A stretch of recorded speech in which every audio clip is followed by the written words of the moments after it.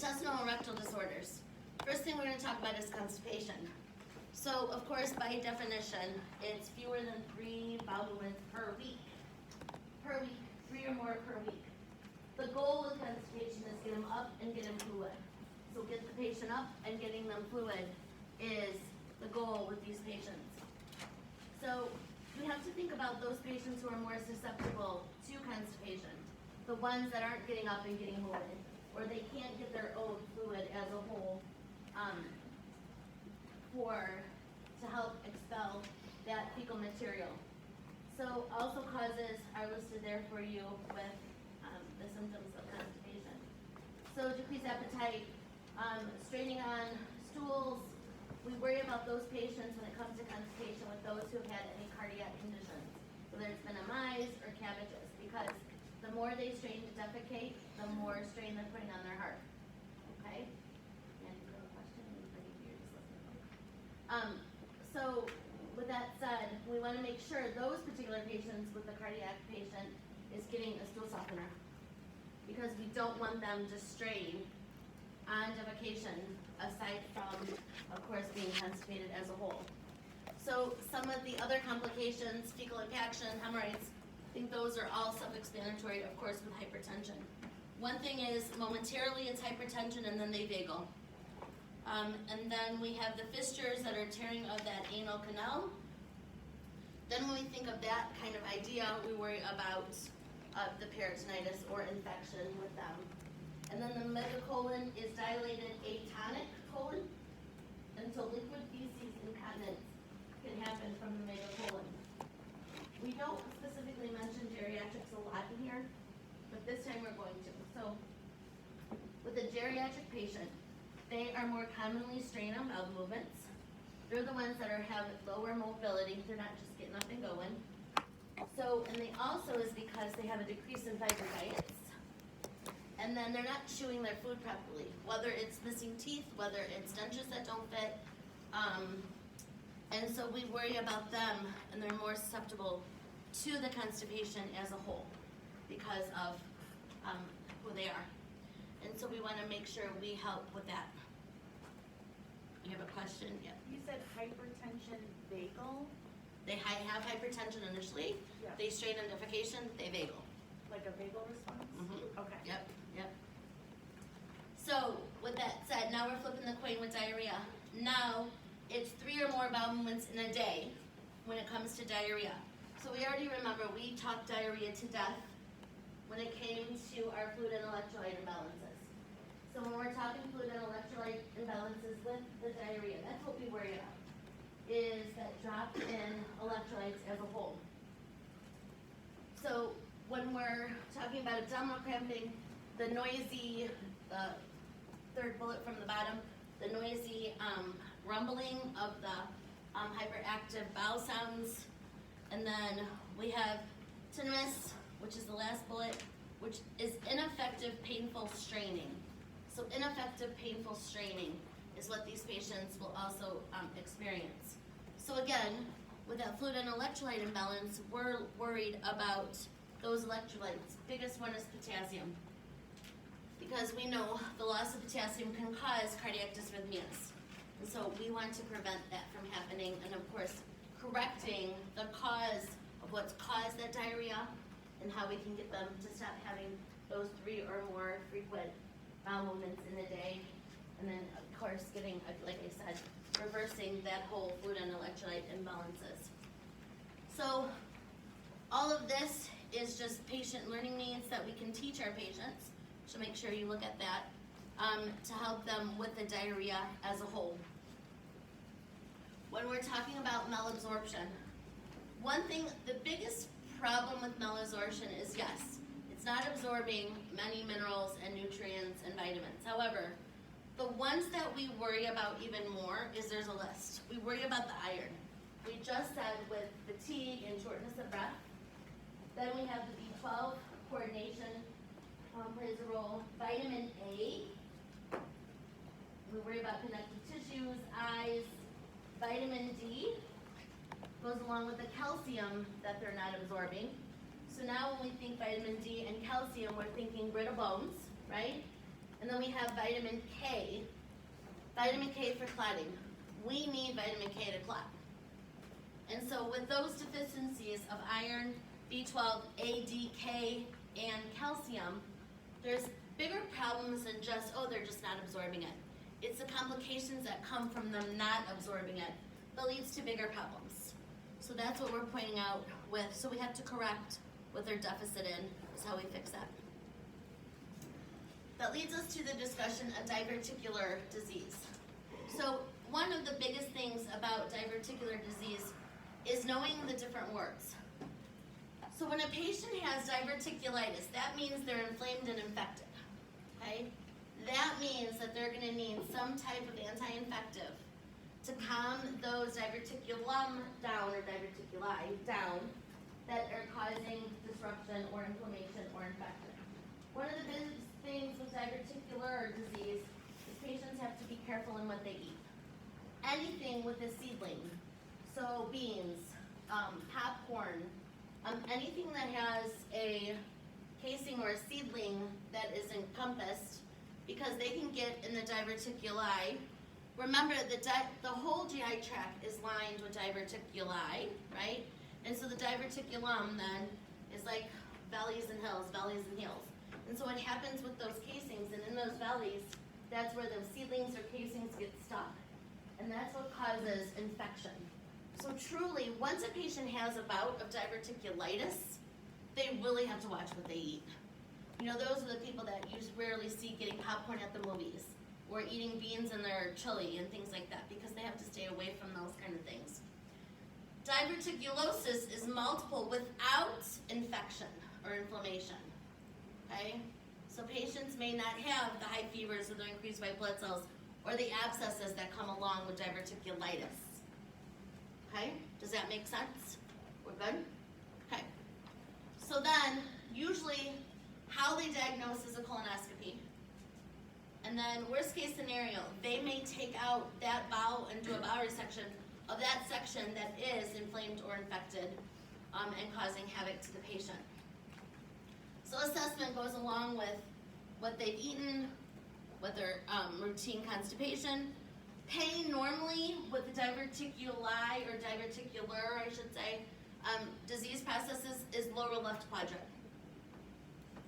Lower left quadrant is the most common area that patients will complain of their, where pain's at. And then of course we examine or ask about what they've had prior to this pain. And then we tend to find out that it was something that had a casing or a seedling that got stuck. So, with the diagnoses are listed there for you. And then complications. So perforation of the bowel, again, all of which leads into peritonitis. Worst, abdominal infection, peritonitis, abdominal cavity, the whole thing is infected. So when you think about that being the worst infection, it's because of all the other vital organs in the abdominal cavity. That is why. Because those organs are exposed to that. Abscess formation comes with that valley that catches that seedling in an abscess. Is those white blood cells attack, and then they have the abscess in that area. And then of course bleeding, I think, is self-explanatory.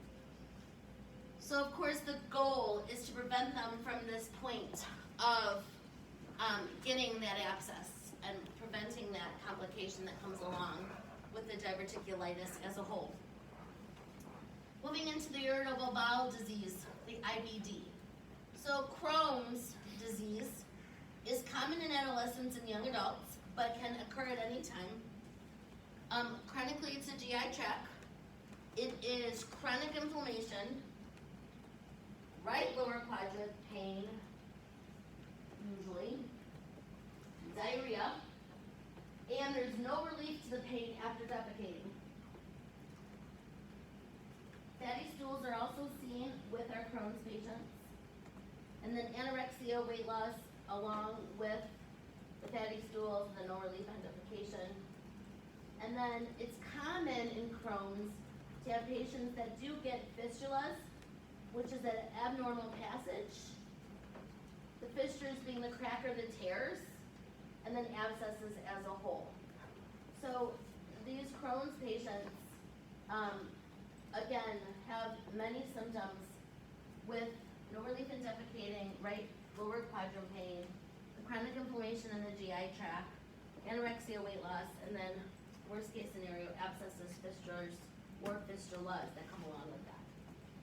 With the ulcerative colitis, one of the biggest things is with ulcerative colitis, it is only the colon and the rectum that is involved. And when we say ulcerative, the word ulcer is in there.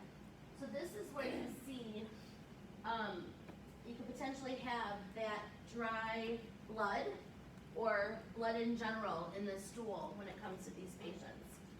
They also have inflammation to the mucosa and submucosa of that GI tract, especially that colon and rectal area. There's a 5% chance, which doesn't sound too high, but any chance is high, for colon cancer, colorectal cancer. They're more susceptible. And so a lot of things that happens is the diarrhea with the passage of mucus and pus. They also complain of left lower quadrant. If you think about how the large intestines and colon run in our GI tract, that makes sense.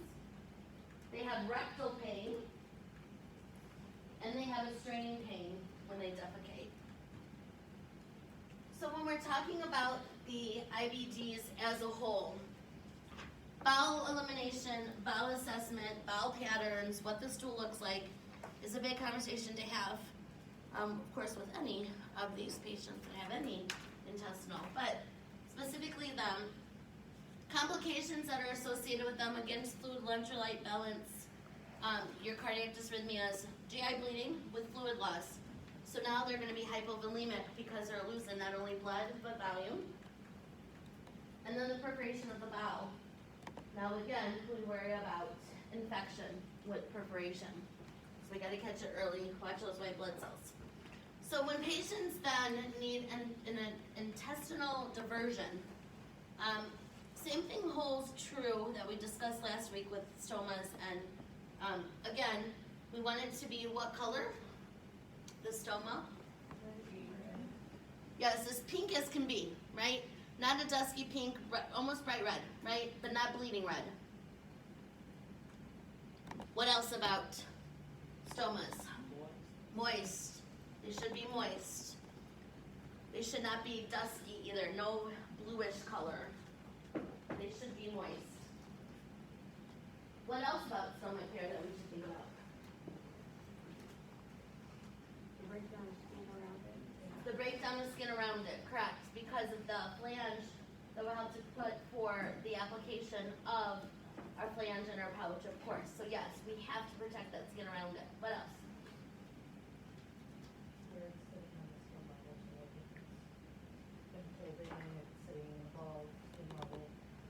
As long as it's red, we're good, right?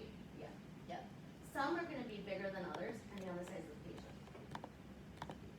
But if it fallen in, again, we have to go back to moist, what color is it, things like that. So it's not being strangled. What else about stoma care? Educating our patients on what type of food they're eating, right? Because of the whole self-body image disturbance, right, that they're going to experience. So we want to encourage them to stay away from those gas-causing foods or irritating foods like cabbages, beans, things like that can produce more gas.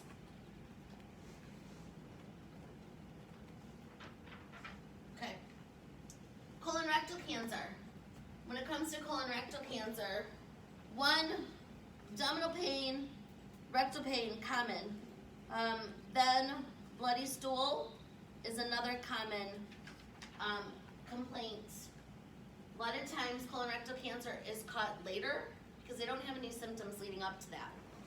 And the abdominal pain they just ignore, and then they're like, oh, it's just abdominal pain, no big deal. And then later on, if the abdominal pain gets worse, then they seek medical care, and then they find out that it's later stages with colorectal cancer. So that tarry black, bloody stools, and then all depends, of course, treatment, as you already know, all depends on the stage in which they find the colorectal cancer itself. one of the things that comes along with the colon rectal cancer, this is just a picture to show you just where it can come. Of course, cancer's can show up anywhere, but just some of the common sites that we see where the cancer could occur. Just another side view of what, and of course with the carcinoma, and then you see things that have been in place like a peritoneal drain from the rectum itself. So just a side view is all that is. Now, placement of colostomies. When patients then need colostomies because maybe their intestines, a section of it has been taken out, or maybe a lot of the intestines have been taken out, they need the intestinal diversion. So it all is based on what type of, I'm going to say, drainage that we see or stool that we see in our colostomies. So we're going to start with D first. D is going to be your liquid stool. The closer to the small intestines it is, the more liquid it gets, or it is, right? So as we go along, and we're here in D, as we go further down, or around, however way you want to look at it, this one is considered our unformed stool. So unformed stool, but it's not liquid, it's unformed, which means it's a little bit more thicker, I'm going to say, soft and thicker, okay? Not liquid, more like pudding-ish, if you want to see consistency. Okay, now everybody goes and has some pudding for lunch. D talks about semi-formed. Semi-formed, so that's where you actually have formed stool. Semi-formed though, it would fall apart in a matter of seconds, okay? And then A is your completely formed stool. So depending on what type of stool you have in your colostomies, will tell you and identify to you where exactly that colostomy is as a whole. So, assessment-wise, all the same information. Diagnosis-wise, all the same information. Complications, we've mentioned the peritonitis, the abscesses, sepsis. They can go septic. Patient I took care of, Curtis. I mention Curtis a lot when I talk about this, but and in septic shock we mentioned Curtis. Do you remember what his heart rate and respiratory rate was doing with sepsis? The septic shock? All increased, right? Heart rate was in the 160s, his respirations were in the 30s. He was the patient that everybody walked past his room and smelled him because of the abscesses from his stage 4 colorectal cancer. He was on a fishing trip with his son, had some rectal bleeding, and then abdominal pain that he's kind of ignored for a while, but it got worse on the fishing trip. He ended up going to the hospital, and they found out he had stage 4. They went and did exploratory surgery, opened him up and closed him right back. He had many abscesses, and he was definitely going septic. So one of the biggest things with him was psychosocial, because the smell coming from he had so much draining from those abscesses. It was a Foley catheter, or you know how thick that is, in a urinary bag. That's what he had draining from. It wasn't a nice, cute little JP. It wasn't a hemovac. It was a Foley catheter, urinary catheter, and bag. And that's what we ended up getting, that pus coming out of him.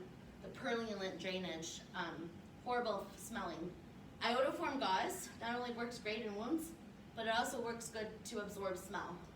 So just something to think about for psychosocial for patients. Made Curtis's day because the smell went away. I said, oh, we're having a party in here, I'm decorating. So I just decorated with iodoform gauze all over his room. And it smelled medicated, because iodoform gauze actually does, I think, smell kind of good. But I should have brought some so you could smell it. I'll try to remember when I come back in 2 weeks. But if you haven't smelled it already, it's great. Like I said, it absorbs not only with drainages from wounds, but it also absorbs the smell. You had a question, Yeah. Jessica? So if someone, like in Curtis's case, you said he had abdominal pain for a while, That he ignored. that he ignored, it wasn't too bad, but then it just got to the point. He had the where rectal bleeding with the pain when he it went. got really hard. And the reason I said on a fishing trip, because he literally was fishing, Yeah. had to go have a bowel movement, and it was all blood. So he didn't have the blood prior to that? He said no.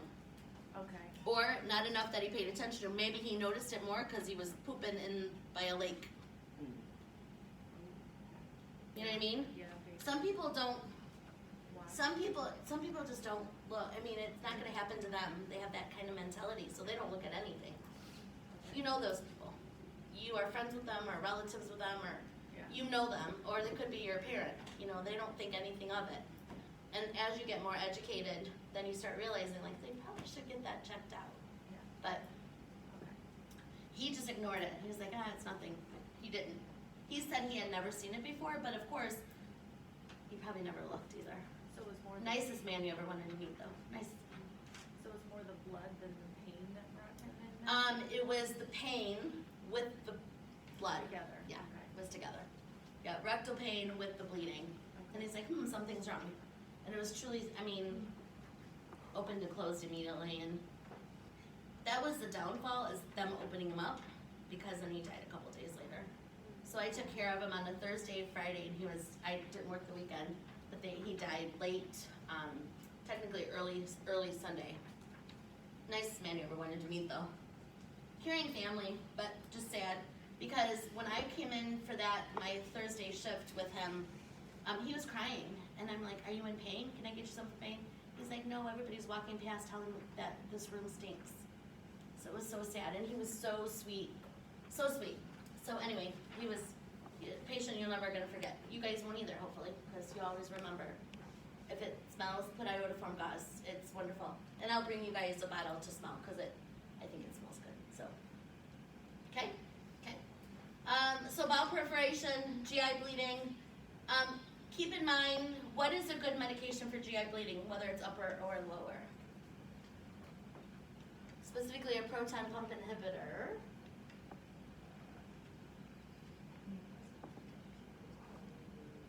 Protonix, pantoprazole. So Protonix is the trade name. Yes, Protonix is we can hang it and is an infusion. It's a proton pump inhibitor. It releases not only, or calms down that acidity, but it also helps with GI bleeds. So yes, very good, very good. Protonix is the winner. Ding, ding, ding. So interventions wise, all of this for the ostomy, along with the patient care, emotional support, definitely. And then again, monitoring, of course, like we said, that stoma, making sure it's red, moist, that skin around it. We want to protect that skin around it because that's where the applications go with the flange and the pouch. Irritating colostomies is controversial.